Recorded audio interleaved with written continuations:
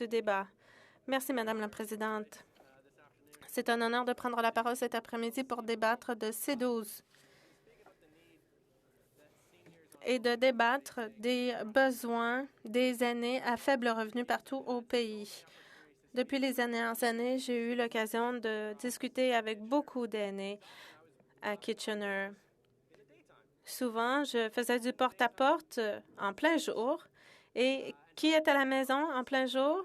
Les aînés. Alors, souvent, je blaguais en disant que c'est avec eux que j'ai l'occasion de parler le plus. Et je leur demandais qu'est-ce qui est le plus important pour eux. Ils me parlaient du loyer qui augmente, de l'épicerie qui est plus chère, du transport collectif qui est plus cher aussi. Et me parlaient de la réalité du coût de la vie. Le coût de la vie augmente plus que le revenu pour les aînés.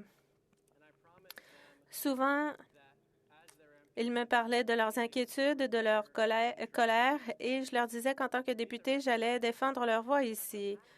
Il faut reconnaître que même en touchant le montant maximum, un aîné célibataire qui est admissible à la Sécurité de la vieillesse et au SRG, le montant total qu'il peut toucher est d'environ 1 600 $ par mois.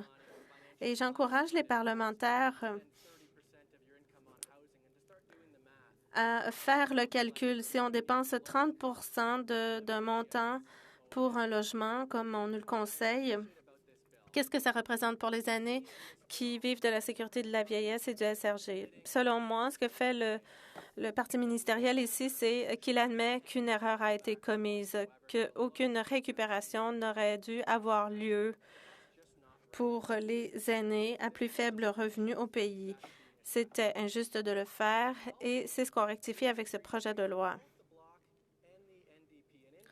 Je comprends ce que dit le Bloc et la députée du NPD, les députés de North Island Powell River et Elmwood Transcona. Ils ont dit que les fonds doivent être débloqués le plus tôt possible. Et c'est important pour les aînés de Kitchener et de partout au pays parce que ce projet de loi fera en sorte qu'à l'avenir, cette situation ne se reproduira pas. Et c'est très important donc de penser à l'aspect rétroactif également. Et il est important de remarquer qu'il y a un grand degré d'entente ici en cette Chambre. C'est peut-être pas le cas pendant la période des questions, mais depuis le début de la journée, j'entends les députés dire qu'ils appuient les aînés, qu'ils défendent les intérêts des aînés à plus faible revenu.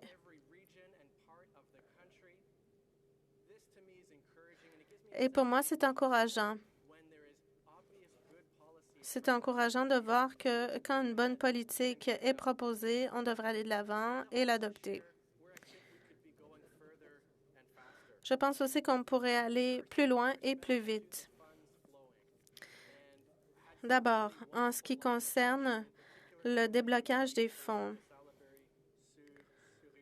j'ai apprécié les questions posées par la députée de Salaberry-sur-Loire, car j'ai mieux compris en comité hier que la raison pour laquelle les fonds ne sont pas débloqués plus vite, c'est qu'on n'a pas investi dans les systèmes informatiques sur lesquels se fient les fonctionnaires pour verser ces prestations. Et bon, je comprends que peut-être ce n'est pas la chose la plus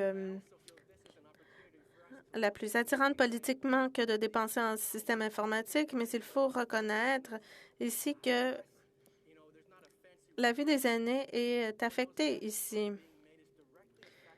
Peut-être qu'il n'y a pas eu de coupe de ruban, mais la vie des aînés est affectée partout au pays. Et bon, peut-être qu'il y a eu un manque d'investissement dans les systèmes informatiques. On aurait dû peut-être investir il y a longtemps. Alors, j'encourage les députés à encourager le fait que la fonction publique puisse donner suite à ces investissements publics et les mettre à exécution. Un projet de loi d'initiative parlementaire a été présenté pour un revenu universel pour tous.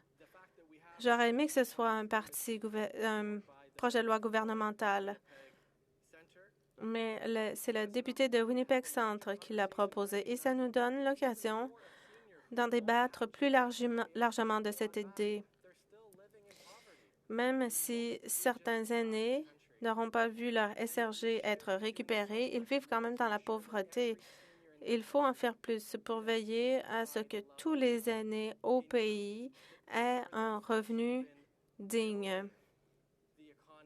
Ce sont eux qui ont bâti notre économie. Ce sont nos aînés. Et avec un revenu universel garanti en place, on n'aurait même pas cette discussion qu'on a aujourd'hui. Alors, j'encourage les parlementaires à appuyer ce projet de loi d'initiative parlementaire et à penser à adopter des mesures pour un revenu universel garanti. Il faut faire aussi des progrès en matière de logement. On ne peut pas parler d'aînés à faible revenu et de l'importance de régler le problème de la récupération du SRG sans reconnaître que c'est le prix du loyer qui augmente le plus vite. Des députés de tous les partis en parlent, mais bon, peut-être qu'on peut justement commencer à en parler davantage. À Kitchener, l'augmentation du prix du logement est de 35 %. Alors, je pense aux aînés à Kitchener qui voient le coût du logement augmenter, mais aussi voient l'accès à des logements dignes augmenter et n'ont pas forcément accès aux stations de transport collectif. Alors, il faut faire mieux pour aborder le problème du coût de logement. Il faut penser à l'offre et à la politique. Les logements doivent pouvoir loger les aînés, par exemple, et non pas devenir des marchandises et des investissements. Il faut aussi pouvoir parler de soins de longue durée. Il faut prendre soin des aînés. Nous avons tous pu voir qu'il y avait des lacunes dans les soins de longue durée. Le gouvernement a l'occasion d'intervenir pour améliorer les normes en matière de soins de longue durée. Alors, en terminant, j'encourage tous les parlementaires à appuyer ce projet de loi important, mais il ne faut pas s'arrêter là. Il faut aller plus vite pour aborder le coût des logis et la question du revenu. Merci. Question observation. L'honorable député de Stormont, Dundas, South Glengarry. Merci, Madame la Présidente, de me donner l'occasion de remercier mon collègue pour son discours, collègue du Parti vert. Bon, le projet de loi recueille des appuis, mais je pense que le problème porte sur le processus. On devrait avoir le temps de débattre de ce dont il nous parle aujourd'hui. Certains problèmes auraient dû être réglés il y a longtemps. Certains programmes ont été annoncés au début de la pandémie et dans mon bureau de circonscription, on lançait déjà des avertissements. 2 ans plus tard, on tente de rectifier les choses maintenant du côté du gouvernement. Oui, le logement pour les aînés, c'est un problème, le coût de la vie également, mais il faut pouvoir passer en revue les projets de loi pour évaluer les choses pour les aînés. Pourquoi faut-il agir toujours à la hâte? Pourquoi ne pas prendre le temps de débattre des choses qui ont une incidence sur les gens de Kitchener et autres personnes au pays? L'honorable député, j'ai entendu les préoccupations nommées par les députés de l'autre côté en ce qui concerne l'adoption rapide du projet de loi. J'aurais préféré avoir plus de temps aussi, mais je reconnais qu'on a d'autres priorités à traiter et que ce projet de loi tient sur une page. Alors, c'est peut-être pas idéal comment on procède ici, mais moi, j'ai l'intérêt de mes commettants à cœur et je veux qu'on aille de l'avant. L'honorable député de Longueuil-Saint-Hubert. Oui, merci, Madame la Présidente. Je remercie mon collègue pour son discours. Il a parlé de logement, hein, puis logement aîné. Évidemment, si on parle de pauvreté chez les aînés, on peut pas parler de logement. Évidemment, moi, dans ma circonscription, c'est vraiment pas difficile, très, très, très, très difficile la situation du logement. Il y a 2000 personnes qui attendent encore sur des listes pour avoir un HLM. Il y a eu un programme que mon collègue connaît parce que, me semble, on en a déjà discuté par Zoom interposé, le programme de l'ICRL qui a été lancé par le gouvernement fédéral pendant la pandémie il y a 2 ans, qui est un pas mauvais programme pour créer du logement social. Malheureusement, il est largement sous-financé. Hein. Il y avait $1 milliard dans ce programme-là. Par contre, ils ont reçu pour 4 milliards de projets. Ce qu'ils ne trouvent pas comme moi qu'en ce moment, les programmes du gouvernement fédéral qui mènent vers l'abordable, ça crée de l'abordable à 2000 $ à Montréal, ça n'a absolument pas de bon sens. Il faut que l'argent dépensé en logement par le gouvernement fédéral devrait aller plus vers le logement social. L'honorable député de Kitchener Centre. Pour la question, et je suis absolument d'accord. And I want to say thank you for... Bon, je tiens d'abord à remercier le député pour les conversations que nous avons eues et également pour sa défense dans ce dossier. Nous avons besoin d'investissements dans des logements coopératifs, abordables, sociaux, donc une mixité de logements. Et nous savons que c'est possible. Au début des années 80, je pense que c'est environ 8 % des nouvelles unités construites étaient des unités coopératives, alors qu'aujourd'hui, c'est moins de 1 %. Donc, on a déjà des exemples de moments pendant lesquels le gouvernement fédéral a agi à la hauteur du défi et j'ai bien hâte de travailler avec le député et avec d'autres en cette Chambre pour accélérer le rythme du changement. Une brève question, l'honorable député de Victoria. Merci, Madame la Présidente. Je tiens à remercier le député pour son discours.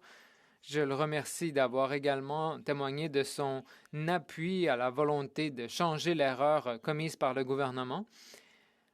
J'aimerais également revenir sur le fait que les aînés ont besoin de plus de mesures de soutien. Notamment, mon collègue a parlé du projet de loi, ma collègue de Winnipeg Centre, sur le revenu de subsistance minimum. Qu'est-ce que ce revenu ferait pour les gens de sa circonscription? Une réponse rapide, l'honorable député de Kitchener Centre. Eh bien, cela voudrait dire qu'il n'aurait pas à attendre aussi longtemps après ce projet de loi. L'approche ne serait plus pièce par pièce. L'approche du gouvernement permettrait vraiment de subvenir aux besoins des Canadiens. C'est pourquoi on doit appuyer ce projet de loi d'initiative parlementaire, mais toutes les initiatives qui font en sorte que les aînés canadiens ont droit à une vie dans la dignité.